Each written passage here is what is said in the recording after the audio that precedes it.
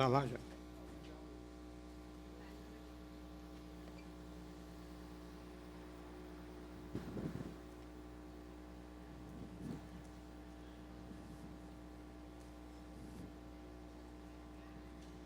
Olá, meu nome é Alcimou. Boa tarde, né? É um prazer. Hoje eu estou me sentindo Ana Maria Braga com esse microfone, sabia? Acostumado só com, né?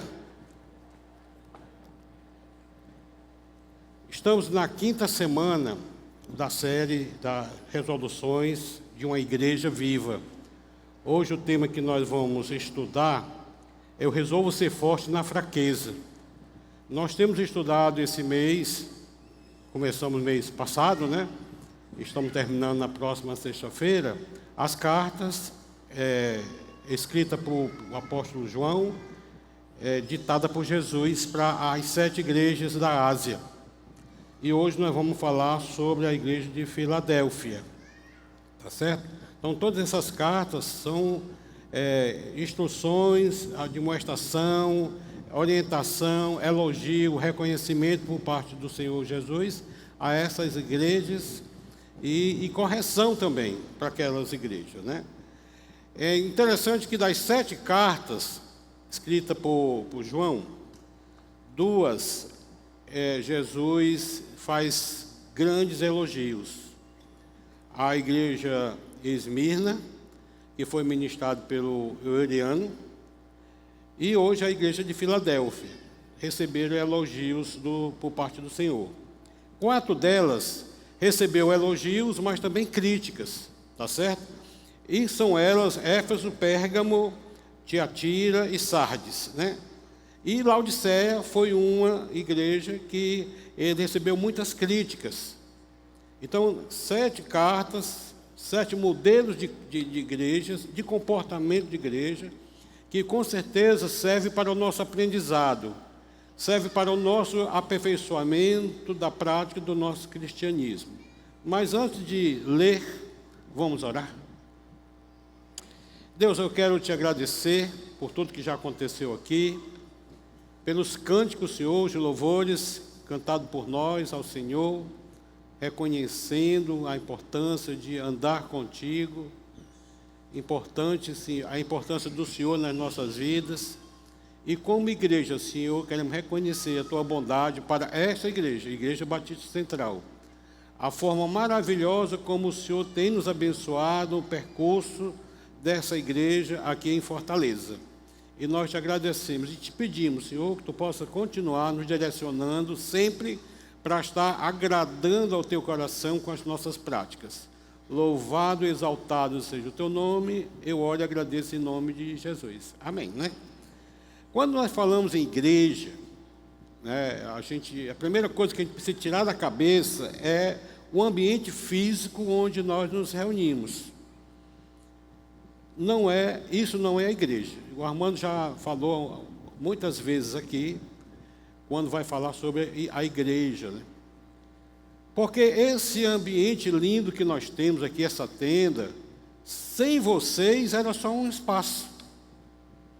A igreja somos nós, que daqui a pouco nós vamos nos dividir, vamos para os nossos lares, e a igreja continua acontecendo e vivendo. Aqui nós estamos num momento de reunião, onde a Igreja Batista Central está reunida. E nós não só estamos reunidos aqui, estamos reunidos lá na tendinha, estamos reunidos em casa através da internet, quando nós estamos nos congregando, estamos cultuando ao Senhor como tem acontecido, né? Tá certo? Então a nossa resolução é: eu resolvo ser forte na fraqueza. Por quê? Porque essa igreja, principalmente a igreja de Filadélfia, ela recebeu elogios por parte do Senhor, como também Esmirna, que era uma igreja, uma igreja pobre, que enfrentava perseguição, mas foi uma igreja que havia fidelidade por parte daqueles irmãos de Esmirna. A igreja de Filadélfia também era uma igreja que foi denominada como fraca, tá certo?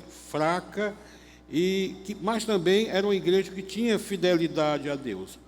Fraca aqui não é sinônimo de ser inferior, tá certo? Não, pelo contrário, ela era fraca porque era uma igreja que tinha suas limitações.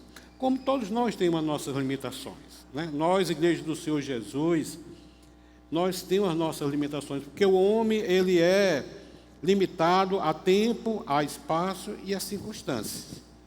Então, essa igreja tinha suas limitações, e por isso o próprio Jesus falou que ela tinha pouca força. Era uma igreja fraca por ser uma igreja de pouca força, né? Então, quando a gente olha para a igreja, nós temos aqui na nossa cidade várias igrejas que nós falamos, igreja grande, né? A gente faz elogios enormes, igreja assim, né? Geralmente a gente caracteriza essa igreja por ser uma igreja de sucesso. Mas o sucesso de uma igreja não independe do tamanho que ela tem, o sucesso que ela tem e os recursos materiais que ela possui, né? Isso não define, mas pela disposição do coração e o seu caráter. Então, nós, quando olhamos para alguém, tá certo? A gente pensa muito mais no que ela é, mas na disposição do coração daquela pessoa e do seu caráter, né? E o texto de Apocalipse, capítulo 3, versículos 7 e 8, diz assim, né? O apóstolo João. Jesus dando orientação ao apóstolo João. Ao anjo da igreja em Filadélfia, certo? Escreve: a igreja batistencal é uma igreja do Senhor em Fortaleza. Essa igreja aqui era em Filadélfia, certo? Estas coisas diz o santo, o verdadeiro, aquele que tem a chave de Davi, que abre e ninguém fechará, e que fecha e ninguém abrirá. Ou seja, está falando da soberania de Deus, tá certo? Do poder de Deus. Ele fala assim para a igreja: conheço as tuas obras, eis que tenho posto diante de ti uma porta aberta, a qual ninguém pode fechar, que tens pouca força, entretanto, guardaste a minha palavra e não negaste o meu nome, né? Então, Jesus reconhecia as características daquela igreja. Mas uma coisa que a gente precisa saber, porque pouca força aqui mencionada era uma limitação humana. Nós somos limitados, como eu já falei, né? Mas era uma igreja que dependia totalmente da força do Senhor, né? Agora, preste atenção, mesmo essa igreja sendo fraca, denominada como fraca, ela se destacou por guardar a palavra e não negar o nome de Jesus. Sabe o que é essa tradução aqui, que é que diz para nós? Era uma igreja fiel. Tipo de igreja que não abre nem por trem, né? Era uma igreja que não negava o nome de Jesus. O salmista, no Salmo 119, versículo 11, diz assim o salmista: guardo a tua palavra no meu coração para não pecar contra ti. Então, a importância de guardarmos a palavra do Senhor, como igreja do Senhor, como servo do Senhor, guardar no coração a palavra de Deus. Tem muita gente que não guarda porque não tem, não busca. A nossa vida precisa ser preenchida, amigo, irmão, pela palavra do Senhor. Porque é a palavra que nos dá força para nos defender contra as astutas ciladas do inimigo. As astutas ciladas do inimigo, a palavra ciladas é metódia, que quer dizer métodos, contra os métodos do inimigo. E essa igreja, ela guardava a palavra porque ela era uma igreja perseguida. Ela foi perseguida da mesma forma como a igreja primitiva foi perseguida, escrito por Lucas, no livro de Atos dos Apóstolos. Ela foi perseguida. Por quê? Porque havia um ataque muito grande dos falsos judeus. Então, a igreja de Filadélfia também foi perseguida por esses falsos judeus, né? Aqui nós encontramos o poder da fragilidade. Porque quando reconhecemos as nossas limitações e percebemos a nossa fraqueza, aqui é quando passamos a depender totalmente de Deus. Não é na sua força, mas na força do Senhor que nós vamos avançar. E por sinal, o apóstolo Paulo, escrevendo aos Filipenses, no capítulo 4, versículo 13, ele fala assim: tudo posso naquele que me fortalece. Então o apóstolo Paulo teve experiências fantásticas com Deus, ao ponto de depender do Senhor. Tá certo? O apóstolo Paulo foi aquele que teve grandes experiências, ação de Deus através do Espírito Santo de Deus.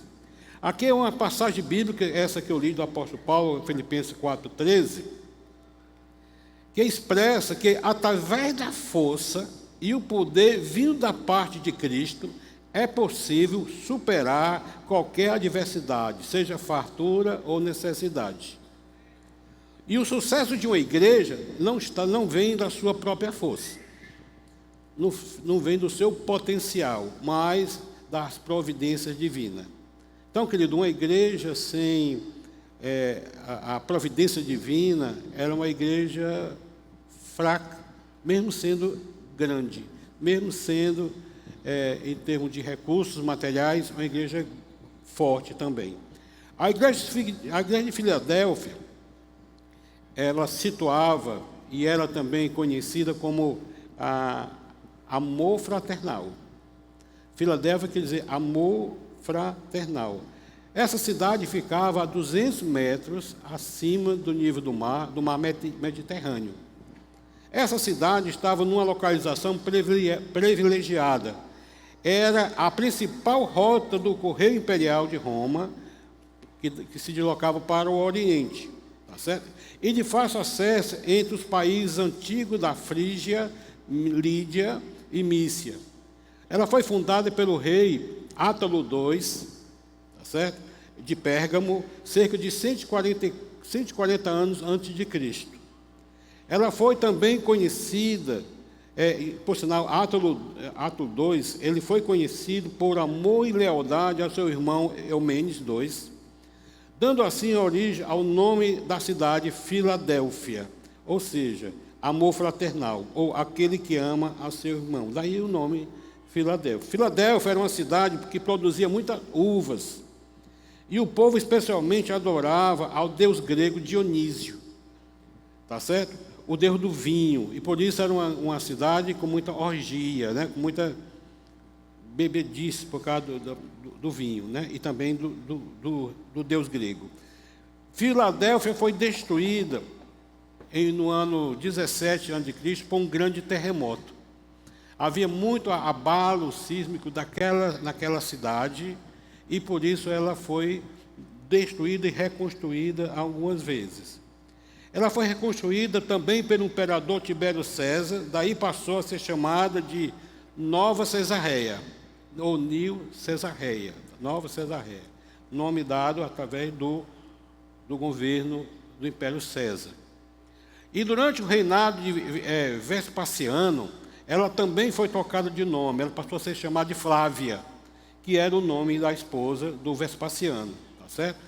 Ela também foi chamada de Pequena Atenas, por causa da grande quantidade de templos e altares ao Deus Sol, né? Dionísio e Deus Sol. Então, era uma igreja que praticava muito a idolatria, tá certo? Agora, vamos voltar ao texto, né, de Apocalipse capítulo 3, versículos 7 e 8. Né? A primeira coisa que nós precisamos aprender, que serve para nós hoje, nós que estamos aqui, você que está ouvindo em casa, é que o Senhor conhecia as obras dessa igreja. Como Ele conhece as obras de cada um de nós. Ele conhece, Ele sabe todas essas coisas. E no versículo 8 diz assim: conheço as tuas obras, eis que diante de ti pus uma porta aberta e ninguém pode fechar, porque tem pouca força, guardaste a minha palavra e não negaste o meu nome, né? Jesus aqui não precisa, querido, ele não precisa de informantes, né? Você pode até dizer, está vendo aí, Deus? Como aqui é acolá, a gente escuta. Não, ele não precisa. Ele não só está ouvindo, ele vê. Ele vê todas as coisas, né? Então, por ver e perceber, ele destacou aquela igreja, reconhecendo as obras daquela igreja, tá certo? Então, não precisa a gente informar para o Senhor nada que vem do próprio homem, porque ele conhece. Por sinal, João, no capítulo 2, versículo 25, Evangelho de João, diz assim, e não necessitava, falando assim para Jesus, de que ninguém testificasse do homem, porque ele bem sabia o que havia no homem. Então, querido, Deus, o nosso Senhor, Ele sabe o que é perfeito em você. Ele sabe o que é perfeito em nós. Ele sabe o que é perfeito em cada um de nós. Ele sabe o que é puro em nós. Ele sabe o que é puro em você. Ele sabe o que é falso, o que é fake news em você. Porque muitas vezes nós agimos com a informação, tá certo? Propaganda enganosa, como pessoas espirituais. Por mais espiritual, o Senhor conhece as suas obras. Ele conhece você. Ele sabe o que é verdadeiro em você e o que é mentiroso ou falso, né? Ele sabe que se as suas obras que você está praticando, elas são boas ou são umas obras más. Romanos capítulo 14, Paulo escrevendo aos Romanos 14, versículo 12, tem uma passagem que isso aqui faz diferença. Porque muitas vezes, eu como pai, eu ouvia dos meus filhos dizer assim, mas eu conheço tal pessoa, eu conheço aquilo, né? Principalmente quando arrumava uma namorada que não era convertida, como aconteceu, eles, ela tem prática melhor do que muitos crentes que eu conheço. É verdade, certo? Mas deixa eu falar uma coisa para você, o Senhor conhece.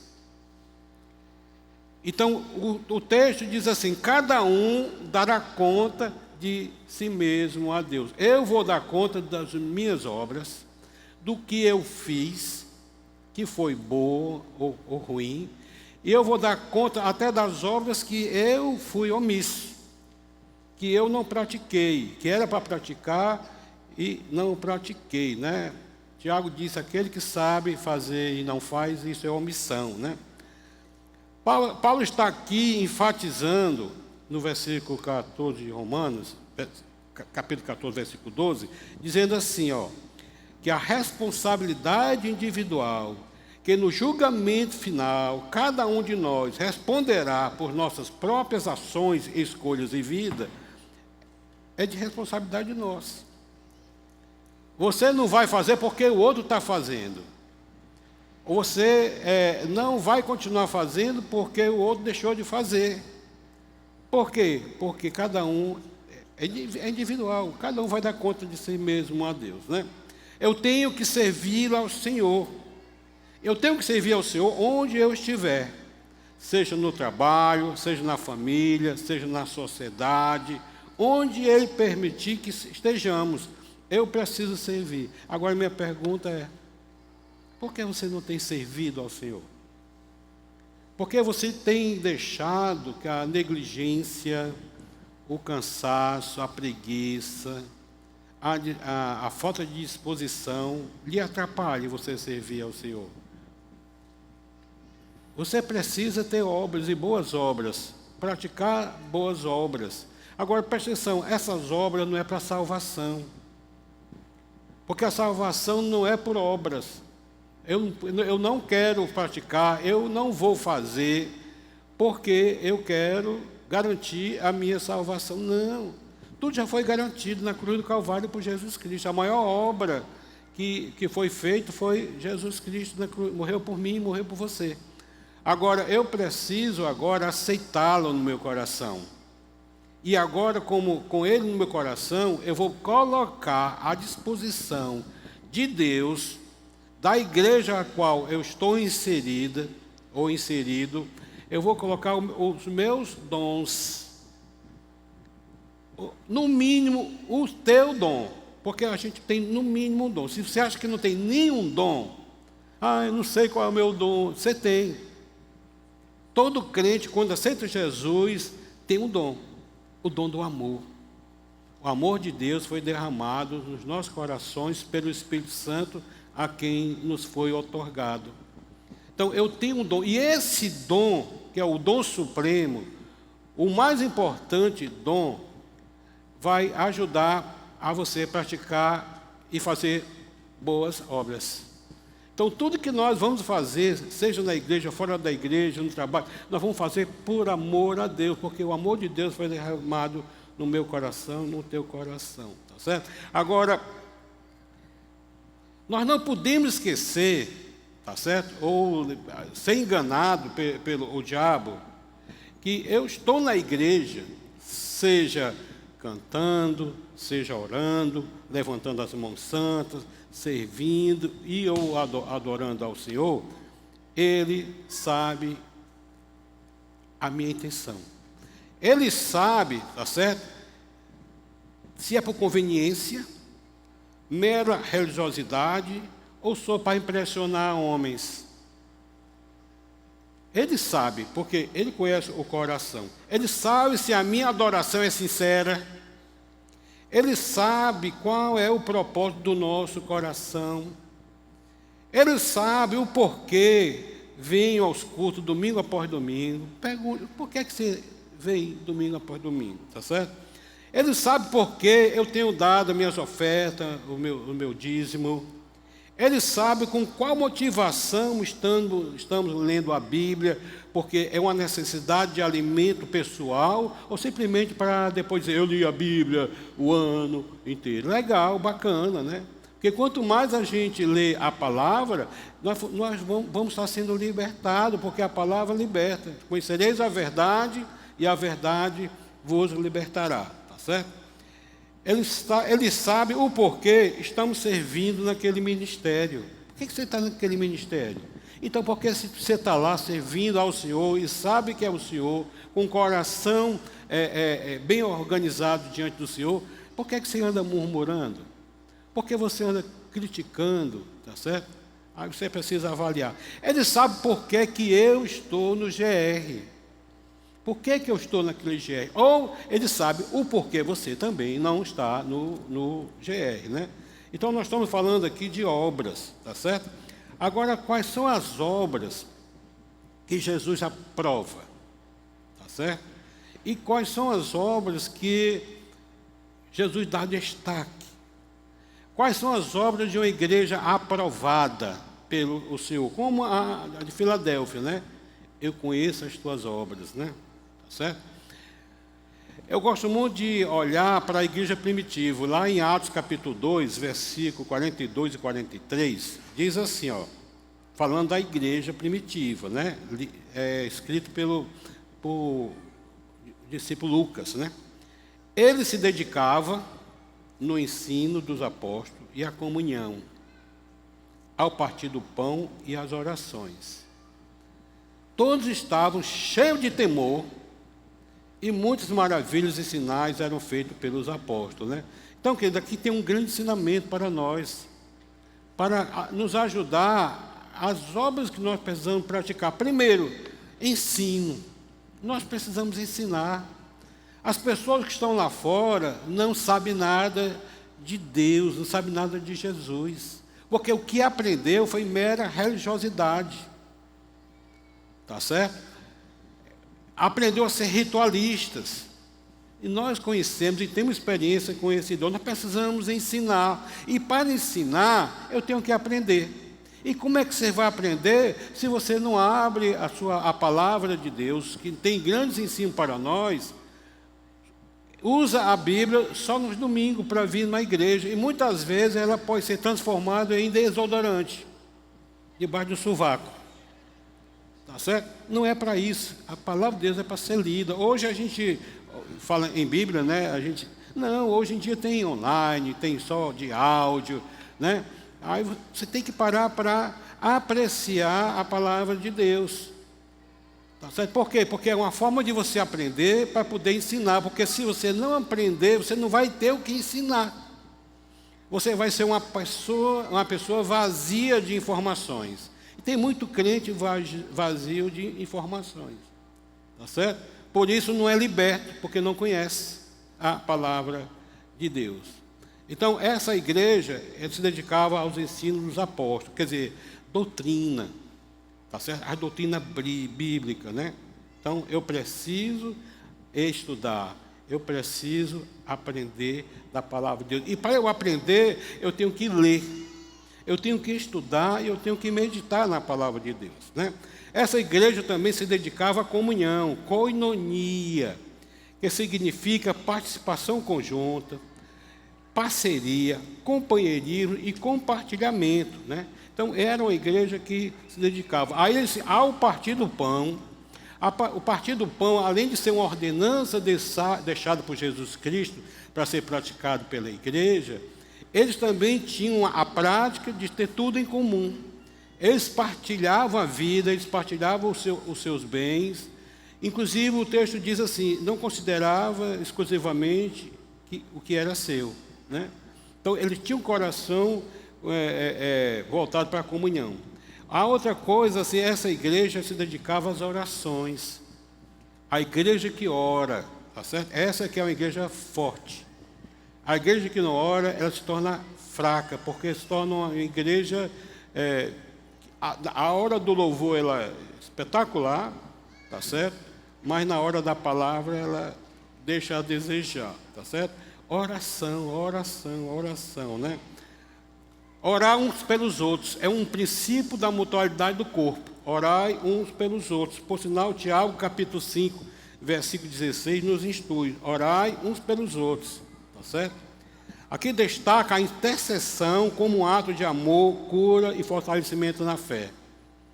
Orai uns pelos outros para que haja cura, né? Agora, essa igreja tinha uma característica, que essa característica para mim é muito importante também. Ela tinha temor a Deus.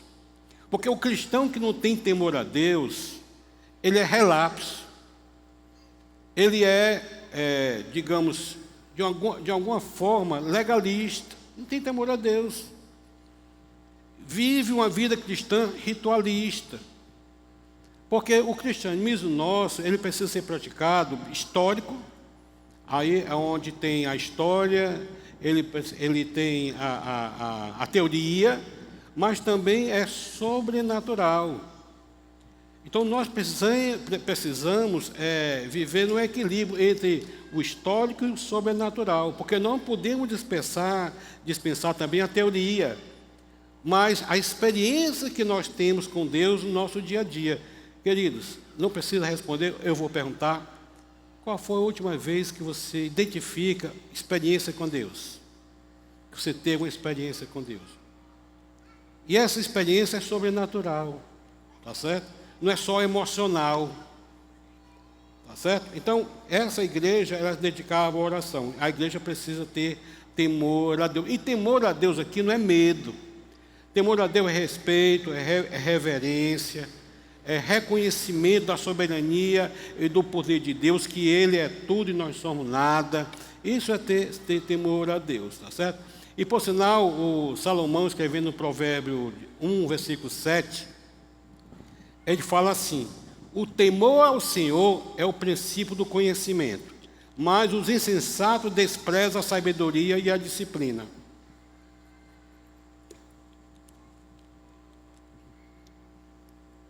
Os insensatos desprezam a sabedoria ou disciplina. Aqui é o respeito, a reverência, o reconhecimento da soberania de Deus. Por quê? Porque se você não reconhece a soberania de Deus, você vai achar que Deus é teu parceiro, teu sócio, que Ele não tem poder. Nós olhamos para Deus assim, só amor. Deus é amor, é verdade, aleluia, glória a Deus. Deus é amor. Então, é o lado bom do amor de Deus, porque o amor de Deus, ele tem duas faces. Ele tem um amor suave e tem um amor firme. O amor firme a gente despreza. Mas há um equilíbrio muito grande entre o amor suave e o amor firme. O amor suave é aquele que Deus amou muito de tal maneira que deu seu único filho para que todos que nele crêem não morram, mas tenham vida eterna.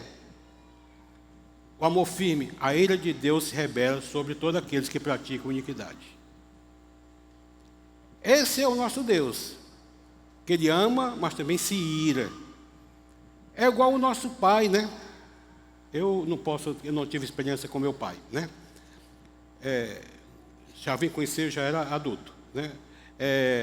Mas quem é pai aqui sabe, a gente muitas vezes tem que disciplinar o filho, a gente tem que disciplinar com amor, querendo o bem, querendo a correção, né? Querendo o aprendizado, né? E muitas vezes tem filhos que não têm temor ao pai, tem medo, não tem temor, porque amor é respeito, é reverência, é reconhecimento, tá certo? Da autoridade constituída por Deus no lar, pelo pai e pela mãe, né? Essas obras aqui, tá certo? Nós não podemos esquecer que Ele sabe todas as coisas e Ele pode todas as coisas. Essas obras aqui, que Ele não são para obter salvação. Essas obras aqui não nos levam para o céu. Pelo contrário, essas obras aqui são para aqueles que já são salvos. Já tem um nome registrado no livro da vida. Ou seja, você que é crente no Senhor Jesus, que passou pela transformação de aceitá-lo como Deus, Senhor e Salvador. Porque ninguém é salvo pelas obras que fazem. Nós não somos salvos pelas obras que fazemos, né? Nem pela quantidade de ponto que nós batemos em vir na igreja. Não é assim. O Senhor não vai contabilizar quantas vezes eu fui para a igreja, quantas vezes eu fui servir naquele... Não, né? Pelo contrário, Efésios capítulo 2, versículo 8 e 9 diz assim: pois vocês são salvos pela graça, por meio da fé em que Jesus Cristo, como Deus, Senhor e Salvador. Tá certo? E isso não vem de vocês, é dom de Deus. Não por obras, para que ninguém se glorie, é dom de Deus. Deus nos deu salvação. Tá certo? As obras para receber méritos humanos é mera religiosidade e farisaísmo. Então eu vou dar o dízimo porque a Bíblia fala que abrirá com porta do céu. Não é para barganhar com Deus, porque Ele se agrada mais de sacrifício do que holocausto. Aliás, se agrada de obediência do que sacrifício, que é o holocausto, tá certo? Então essas obras nos levam e nos transformam em religiosos e farisaísmo. Por exemplo, glorificar a Deus para as pessoas me olharem, chamar atenção, né? Quem foi que disse que espiritualidade é você gritar, né? Eu não vou falar que não, eu vou entregar quem eu estou pensando, né? Tá certo? Pular para o outro, notar, tá certo? Ler a Bíblia para o outro me perceber que eu sou um leitor da Bíblia. Tá certo? Jejuar e orar para eu impressionar o outro, né? Tá certo? Olha, Mateus capítulo 6, é interessante que Jesus, ele fala de 3 obras piedosas, que é a oração, o jejum e a oferta. Tá certo? Ele nos instrui que essas 3 obras, oração, jejum e oferta, sejam praticados em secreto para Deus e não para exibicionismo.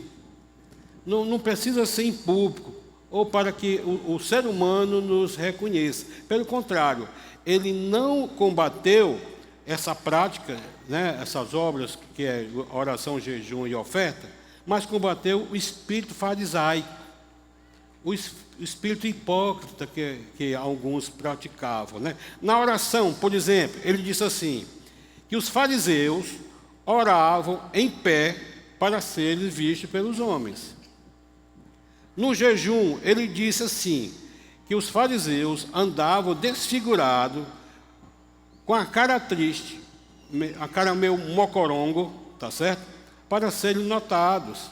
Nas ofertas, eles jogavam as moedas dentro deles, né? O gasofilácio deles, para que o peso das moedas fosse grande, para que as pessoas percebessem que aquela oferta era grande. Tá certo? Então, querido, nós precisamos entender que essas obras Jesus não reprovou, é para ser praticado por nós. Oração, jejum e oferta. Porém, a gente precisa ter cuidado para não virar essas obras que Deus se agrada em mera religiosidade. Tá certo? Todos nós precisamos ter cuidado, certo? Para não transformar essas obras que agradam a Deus em mero exibicionismo ou um ato religioso, né? Agora, voltando para o texto, voltando para a igreja de Filadélfia, note que aqui Jesus não falou quais obras aquela igreja praticava, a não ser que guardava a palavra e não negou o nome dele, tá certo? Que é uma obra para ser praticada também por nós. Mas também não falou que as obras dele eram obras ruins, tá certo? Eles, pelo contrário, eles abundavam em ricas obras para com Deus, né? Em 1 Coríntios capítulo 15, versículo 8, apóstolo 58, o apóstolo Paulo diz assim: portanto, meus amados, sede firmes e constantes, sempre abundante na obra do Senhor, sabendo que o vosso trabalho não é vão no Senhor. Então, nós precisamos abundar. Nós precisamos estar envolvidos com a obra do Senhor. Ah, mas não sei o que, aquela igreja tem tanta gente. Eu escuto muito isso, né? Eu sou só mais um. Sim, venha diminuir a carga daqueles que têm levado a essa igreja, né? A carga financeira. Tem gente, não, tem muita gente lá. Não, precisa. A sua participação é importante por amor ao Senhor, porque Ele conhece as suas obras. Ele sabe o que você faz, o que você não faz e como você faz. E por que faz, né? Eles foram fiéis e guardavam a palavra do Senhor e não negavam o nome de Jesus, tá certo? Mas também essa igreja se dedicava ao ensino dos apóstolos, mantinham comunhão, partilhavam o pão, eles oravam e havia temor naquela igreja de Filadélfia, tá certo? E todos nós sabemos que a igreja primitiva, Lucas escreveu isso, né? Ele falou que aquela igreja era uma igreja que sofria perseguição. A igreja de Filadélfia também sofria perseguição pelo mesmo grupo de pessoas, os falsos fariseus, tá certo? Perseguiu. Pelo contrário, eles diziam que a igreja de Filadélfia, eles não eram pessoas que eram salvas. Eles diziam que aquela igreja não fazia parte da aliança. Por quê? Porque eles não eram descendentes de Abraão. Aí a gente vai lá para João e diz assim: eu vim para os meus. Quem é esses meus? Aquele que Jesus chamou de povo exclusivo dele, o judeu. E os meus me rejeitaram. Tá certo? Agora, a todos quantos me receberem, foi dado o direito a se fazer filho de Deus, a saber, os que creem no meu nome, né? Então, a fidelidade é algo que pode e deve nos acompanhar. Porque se você não tem sido fiel, bote uma interrogação. O Senhor é soberano ou não é soberano na sua vida? O Senhor é um Deus bem presente? Você tem temor a Deus? Pode interrogar o teu coração. Tá certo? Esses judeus diziam que eles não eram salvos. Por quê? Porque uma das grandes estratégias do diabo é fazer com que eu e você tenha dúvida com relação à bondade de Deus, à fidelidade de Deus. Tá certo? Agora eu queria fazer uma pergunta. Aquela igreja, Jesus pôs uma porta aberta diante deles. Você gostaria que Jesus colocasse uma porta aberta diante de você, para você entrar, para você usufruir das bênçãos, da proteção de Deus? Sim, não precisa responder. Se você responde no teu coração sim, deixa eu também te falar outra coisa, tá certo? Então viva fidelidade, persevere e sirva ao Deus com sinceridade. Então você precisa servir ao Deus com sinceridade. Olha, eu gosto muito do livro de Abacuque, no capítulo 3, versículos 17 e 18, que diz assim: mesmo que não floresça a figueira, não havendo uvas nas videiras, mesmo falhando a safra de azeitonas, não havendo produção de alimento nas lavouras, nem ovelhas no curral, nem bois nos estábulos, ainda assim eu exultarei no Senhor e me alegrarei no Deus da minha salvação. Sabe o que é que ele está falando aqui? É aquilo que foi denominado para a igreja de Filadélfia. Guardaste a minha palavra, tá certo? Não negaste o nome do Senhor, né? Então, nós precisamos entender a igreja de Filadélfia, porque é uma prática para todos nós. Não é a igreja, não, é para nós, a igreja do Senhor Jesus, né? A perseguição na igreja de Filadélfia era constante, né? Eles queriam fechar as portas daquela igreja, por isso ele colocou uma porta. Ele deixa, a porta é deles, eu abro uma porta, tá certo? Ou seja, você tem pouca força, a igreja de Filadélfia, mas eles foram fiéis a mim. É isso que o Senhor quer, porque a força de uma igreja não está no seu tamanho, mas na qualidade de poucos membros que ela tem, tá certo? Tem que em obras para com Deus. Eu conheço muita igreja que faz diferença, e são pequenas. Existe igreja que a gente pode chegar, rapaz, você sabe onde é uma igreja assim, na rua tal, igreja, e tem igreja ali, né? É uma igreja que não é notada, tá certo? A mesma coisa, a pessoa trabalha no escritório, trabalha na empresa, aí um dia a pessoa conversando, glória a Deus. Você é crente? Sou. Né? Só que o indivíduo, há 10 anos trabalhando na empresa, convivendo com os... E o cara, ninguém sabia que ele era crente. Não fazia diferença no meio onde estamos. A mesma coisa na faculdade, a mesma coisa no condomínio, as pessoas não sabem que você... Parece que tem vergonha. Por isso, a Filadélfia não negou. Porque quando a gente se cala, quando a gente não fala de Jesus, a gente está negando Jesus. Porque nós negamos Jesus com as más práticas que nós temos no nosso dia a dia, na nossa convivência com as pessoas. Tá certo? Nós negamos Jesus. Quer um exemplo? A igreja de Laodiceia, que o pastor Armando vai pregar no próximo domingo sobre a igreja de Laodiceia. Ela era grande, ela era rica e tinha muita força. E foi reprovada por Jesus. Ela foi reprovada por Jesus porque era grande, rica e tinha força? Não. Porque com certeza ele vai falar, tá certo? Era uma igreja que omisso em muitas práticas, tá certo? O que torna uma igreja grande é a vida de comunhão que cada crente tem com as suas boas obras, né? Veja, o que aconteceu com a igreja de Filadélfia.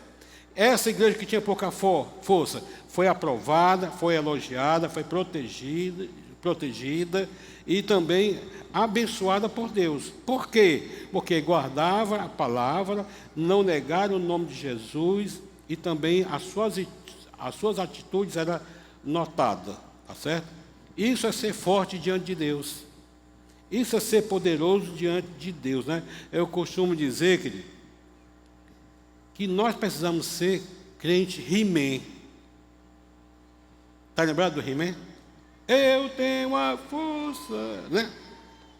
Eu tenho a força. Não é que eu tenho a força, porque eu tenho Jesus, então eu tenho a força. E se você não tem Jesus, você não tem um temor a Deus, o que é que acontece? Você é fraco, porque no momento de tribulação, no momento de investida do inimigo contra você, você se balanceia. A pessoa que tem a força do Senhor e vive na força do poder de Deus, ela tem outra atitude. A igreja primitiva foi perseguida. A igreja de Filadélfia também foi perseguida. Nós também vamos ser perseguidos, ou estamos sendo perseguidos. Por quê? Mas não esqueça, você tem a força, não é a minha força, né? Não é a minha força. Quando reconhecemos as nossas limitações e fraqueza, passamos a confiar, sabe em quem? E nele, e depender dele. Você depende do Senhor ou na sua força? Você depende do governo? É ruim, né? Depender do governo. Você depende do governo, do seu governo. A sua esperança está em quem melhorar o sistema financeiro do nosso país. Deixa eu fazer uma outra pergunta. Você está preparado ou se preparando para a volta de Jesus, que vai arrebatar a sua igreja? Se fosse hoje, você acha que seria arrebatado? São perguntas para você só pensar, né? Tá certo? Que quando nós reconhecemos nossas próprias limitações, passamos a confiar nele e depender dele. Querido, eu sou uma pessoa que me julgo, me conceituo de fraco. Tá certo? Porque sem Jesus eu sou fraco. Com Jesus eu posso todas as coisas, porque ele me fortalece. É assim que o apóstolo Paulo falou. Em 2 Coríntios capítulo 12, versículo 10, é um versículo bíblico onde o apóstolo Paulo declara que se alegrava, tá certo? Sentia prazer nas fraquezas, nos insultos, necessidades, perseguições, em angústia, por causa de Cristo. Pois quando ele é fraco, então é que é forte. Significando que a fraqueza humana abre espaço para o poder de Deus se manifestar plenamente, né? O apóstolo Paulo teve grande experiência, né? Eu tenho tido muita experiência com Deus na minha caminhada, né? Na Bíblia encontramos pessoas que foram conceituadas também como fracas, tá certo? Mas se tornaram fortes no poder de Deus. Davi é um deles, né? O rei Davi, ele não se tornou só uma potência em termos de humano na sociedade que ele viveu, né? Ele foi rei, tá certo? Ao ponto de vencer gigantes, tá certo? Grandes obstáculos, né? Gideão também é um deles que se sentia, né, o menor da tribo de Manassés, mas foi usado por Deus para derrotar o exército dos midianitas. Então, queridos, Deus usa pessoas que se denominam fracos, mas confia nele. Nós precisamos confiar no poder de Deus, né? Eu, pessoalmente, eu sou assim, tá certo? E Deus não está preocupado com o tamanho da nossa força, né? Eu sei que as pessoas têm buscado ter muita força nas academias, né? Deus não está preocupado no tamanho da nossa força, mas está preocupado com o tamanho da nossa fidelidade. Amém? Amém. Olha, eu vou repetir, para ver se merece o amém. Deus não está preocupado com o tamanho da nossa força, mas com o tamanho da nossa fidelidade. Amém. Louvado seja o Senhor, né?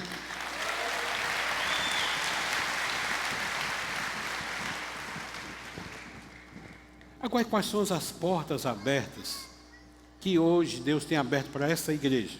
A igreja que você faz parte, a igreja que você tem compromisso, tá certo? Quais são as portas que Deus tem colocado diante de nós, Igreja Batista Central? Eu vou citar aqui algumas. Será que você entraria por essa porta? Por exemplo, evangelização através dos relacionamentos interpessoais e íntegros. Você tem mantido o relacionamento íntegro para poder ter a oportunidade de verbalizar sua fé e prática? Evangelização através desse grande ajuntamento, domingo após domingo, o grande ajuntamento, nossos cultos aos domingos. Você tem convidado pessoas para vir aqui? Porque aqui tem alguma coisa. Não, é a palavra que é exposta. E a palavra cura, liberta e salva, né? Evangelização através de pequenas reuniões nos lares, que são os nossos grupos pequenos. Por que é que você tem rejeitado fazer parte de um grupo de relacionamento? Você que é líder, convide os seus vizinhos para aprender mais sobre Jesus, conhecer mais esse Deus que cura, sara e santifica. Evangelização através dos nossos encontros, como o Retiro Ser Novo, e por sinal quero aproveitar e fazer o marketing aqui, né? Vai acontecer no dia 27, 28 e 29 de março. Já estamos com mais da metade das inscrições, principalmente de mulheres. E se você quer ter essa experiência, né? Esse retiro acontece há 21 anos aqui na IBC. E tem sido uma experiência fantástica. Quem passou sabe. Então, nossas inscrições estão no Espaço Conexão. Vá lá, coloque seu nome, né? E você se programa para pagar. Evangelização através do nosso encontro do A2. E, por sinal, eu acabei de participar desde 3 horas da tarde, de uma reunião com a equipe do A2. Nós estamos pensando o retiro que vai ser no dia 21 desse mês. Também para você convidar as pessoas, que nós vamos falar sobre batalha espiritual no lar, na família. Vai ser ministrado pelo pastor Armando, e nós estamos preparando uma programação especial, né? Venha e traga, né? Uma pessoa que você se relaciona, tá? Evangelização através do CR, que acontece toda segunda-feira aqui, um programa de restauração, certo? Celebrando a restauração. Evangelização através do Seja Homem, que seja do mulher também, que acontece ministrando especialmente para os homens e para as mulheres. Você tem participado, você tem vindo. Por que você tem perdido essa bênção? Porque você não tem dado importância. O que essa igreja tem promovido para a sua edificação. Não fique de fora, venha, participe, né? Você tem relutado, está num grupo de relacionamento. Nós somos chamados para ter comunhão. Nós somos chamados para ter relacionamento. Essa igreja aqui, não a IBC que eu estou falando, a igreja de Filadélfia, tá certo? Ela conseguiu tirar força na fraqueza. Por isso ela perseverou diante daqueles ataques dos falsos judeus. O apóstolo Paulo era uma pessoa consciente de suas fraquezas. Lá em 2 Coríntios, capítulo 12, versículo 9 e 10, já estou concluindo, diz assim, ó, ele tinha um espinho na carne, tá certo? Que machucava ele. Aí ele declarou: a minha graça te basta, porque o meu poder se aperfeiçoa na fraqueza. Isso aqui foi Jesus que falou para ele, diante do pedido dele de que fosse retirado o espinho na carne. E esse mesmo Deus é o Deus que pode fazer isso também com você. Ele dá força para perseverar, tá certo? A fraqueza humana é o palco onde o poder de Deus se aperfeiçoa. A fraqueza humana é o palco onde o poder de Deus se manifesta. Deus se manifesta em nossas vidas, nas nossas fraquezas também. Ele é socorro bem presente na tribulação. Ser forte na fraqueza é confiar na porta que Jesus abre.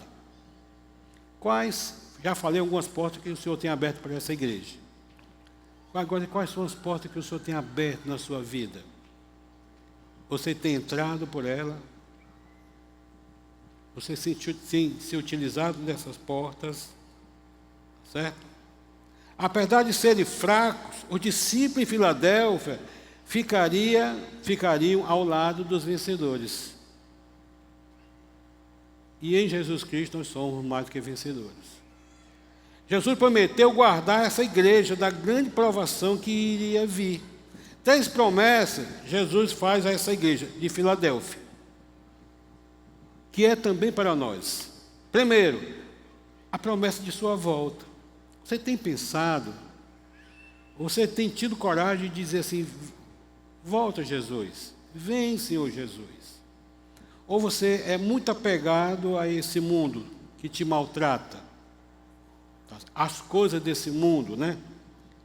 A vinda de Jesus para os Filadélfios, ele iria trazer alívio, tá certo? para os servos daquela igreja. Algum dia você já pediu, vem Jesus, vem. Quando é que você pede a volta de Jesus? Quando está na pindaíba, quando está no sofrimento, quando está passando por angústia. Senhor, me livra, né? É o espinho da carne de Paulo, né? Nós precisamos pedir Jesus volte todo dia. Porque a vinda de Jesus vai ser fantástica para nós, para o crente, né? Tá certo? Então, essa igreja, ela vivia em função da volta de Jesus. Vem, Senhor Jesus, né? Tá certo? Ser coluna no santuário de Deus. Sabe o que é ser coluna no santuário de Deus? Aquela igreja sabia sobre coluna. Foi uma igreja que foi muito atacada por terremotos. Muitos moravam fora da cidade em tenda, porque as paredes eram rachadas. E no santuário de Deus, onde nós vamos habitar, nós vamos ser coluna. Nós vamos ser o sustentáculo. Tá certo? Ele promete proteção. Nós vamos ser protegidos, né? Mas ele nunca prometeu isenção de sofrimento enquanto estivermos aqui, tá certo? Aos fiéis de Filadélfia. Ele não prometeu isenção. Pelo contrário, vou te fazer coluna porque você vai ser fortificado. Essa é uma promessa do Senhor para aquela igreja. E terceiro, gravar na igreja os seus nomes. Nome gravado sugere, sabe o quê? Posse. Sugere posse. Essa igreja teve vários nomes. Como eu falei para vocês. Vários nomes, foi mudando, né? Pelo menos 4 eu li aqui, né? Porque essa igreja, ela foi incluída naquilo que Pedro escreveu em 1 Pedro capítulo 2, versículo 9, povo de propriedade exclusiva de Deus. Você é povo de propriedade exclusiva de Deus. Você tem Jesus, você é um povo de propriedade exclusiva de Deus, né? Sacerdócio real, nação santa, povo de propriedade exclusiva, a fim de que proclamar as virtudes, falar dele para as pessoas, tá certo? Para que as pessoas saiam das trevas para a luz, tá certo? Então nós precisamos abrir a nossa boca. Os vencedores permanecerão no templo para sempre. Vai ser uma habitação eterna, certo? E também gozarão de comunhão eterna com Deus, né? Para esses cristãos de Filadélfia, seria um dia de alívio. Jesus viria logo para castigar e salvar, tá certo? Porque Jesus, quando vir, é o juízo final. Uns vão para a salvação, outros para a perdição. Quem é que vai para a salvação? É a igreja X, Y e Z? Não. Todos aqueles que aceitaram Jesus Cristo como Deus, Senhor e Salvador da sua vida. Tá certo? Agora, é interessante que nessa carta, em todas as cartas, né, escrita, que é uma advertência, ele fala assim: quem tem ouvidos, ouça. Quem tem ouvido, ouça. A igreja de Filadélfia era amorosa, fiel, pura, tá certo? E também era uma igreja missionária, né? Era uma igreja que amava a Deus. E quem ama a Deus, ama também o próximo. Por isso ela é chamada amor fraternal, Filadélfia, né? Em 1 João capítulo 4, versículo 8, diz assim, ó: aquele que não ama, não conhece a Deus, né? Durante muito tempo, eu me questionei, porque no meu coração havia um desamor muito grande pelo meu pai. Meu pai, quem vai para o Retiro Ser Novo, quem foi, lembra que eu citei lá que meu pai, eu pequeno, entre 9 e 10 anos, meu pai tentou me matar. E eu vivi com amargura no coração muito grande. Eu não conseguia nem falar o nome dele. Eu não conseguia nem citar a palavra pai e nem mãe. Por quê? Eu fui abandonado pelos dois. Eu só vim conhecer meu pai e minha mãe já grande. A minha mãe eu tinha já 28 anos, né? Então eu não convivi muito com essa coisa de amor de pai, amor de pai. Então eu não falava a palavra pai. e nem tampouco o nome dele. Sabe como é o nome dele? Armando. Quase 40 anos eu estou dividindo o ministério com o pastor Armando aqui, tá certo? Acredita que eu nem lembro que ele é o mesmo nome do meu pai, tá certo? Deus é tão bom, né, que removeu do meu coração a amargura que tinha. Por quê? Aquele que não ama não conhece a Deus, porque Deus é amor. Então, repensa aí, se no teu coração tem amargura, sei lá, pelo pai ou pela mãe, que te machucou, te feriu, tá certo? E você não tem conseguido se livrar desse sentimento, é bom você repensar, porque o grande prejudicado é você, como eu fui prejudicado, né? Perdi quase uma adolescência, com muita amargura, com muitos problemas psicológicos e emocionais, tá certo? Então, eu fui maltratado emocionalmente, psicologicamente, no meu coração e por mim mesmo. Não conhecia Jesus. Quando eu conheci Jesus, se acentuaram mais as lutas. Por quê? Porque agora eu estava diante de um Deus que é amor.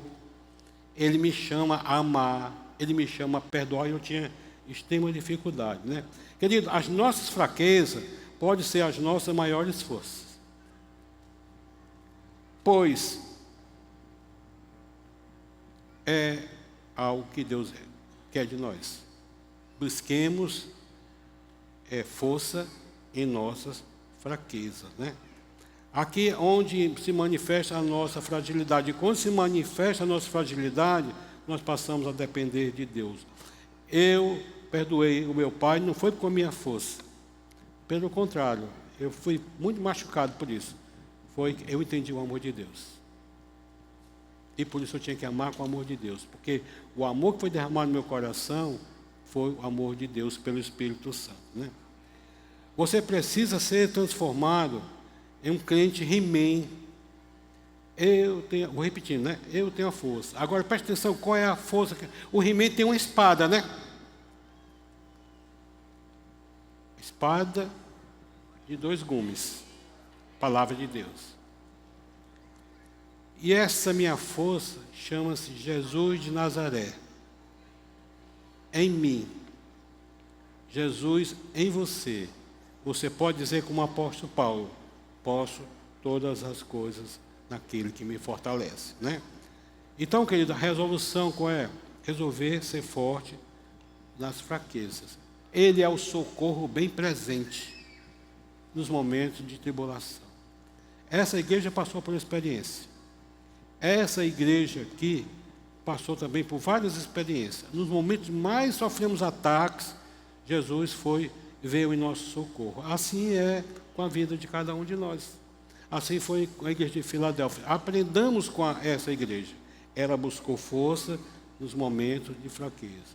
O Senhor pode todas as coisas. Amém?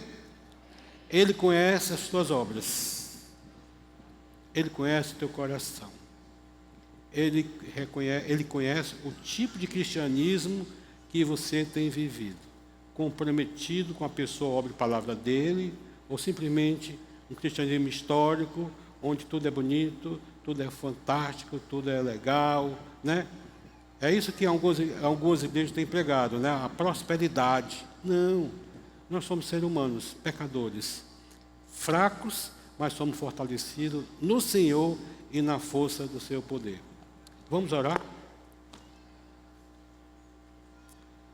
Mas antes de orar, eu queria deixar aqui um desafio para você que está nos visitando nessa noite. Talvez você nem está aqui presente, você está em casa. Mas você pode também fazer essa oração. Eu queria fazer um desafio, se você entendeu, e você gostaria que nessa noite Jesus fosse essa fortaleza.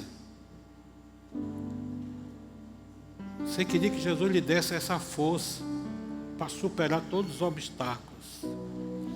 Que nessa noite você queria dizer para Ele: eu te aceito como meu Deus, meu Senhor e Salvador. Eu rejeito a minha prática pecaminosa, aquilo que eu tenho feito, as obras que eu tenho feito, que não tem te agradado. Vem, Senhor Jesus, eu te aceito. Tem alguém aqui que é capaz de nessa noite dizer: eu quero aceitar Jesus como Senhor e Salvador? Levanta o teu braço que eu quero orar por você. Tem alguém? A palavra de Deus diz assim, ó: com o coração crer e com a boca confessa. Se me confessar diante dos homens, eu confessaria diante de Deus. Quando você levanta a sua mão, você está dizendo, com aquele gesto, falando: eu quero aceitar Jesus. Tem alguém aqui? Levanta o teu braço. Eu quero orar por você e com você. Amém, glória a Deus. Aleluia.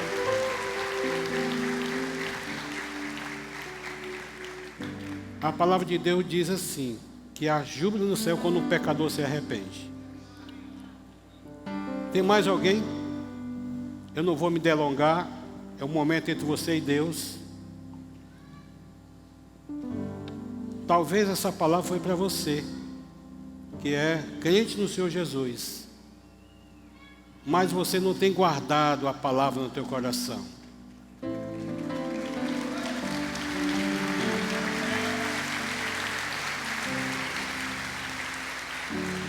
Amém, glória a Deus. Você tem negado Jesus com práticas, com as práticas de vida. E você está dizendo aqui nessa noite: não, eu não quero mais para mim. Eu quero uma vida de comprometimento com Jesus. Esse Jesus da igreja de Filadélfia, que pode ser meu Jesus também. Tem alguém aqui? Fica de pé. Você quer assumir compromisso com o Senhor? Eu quero compromisso com Jesus.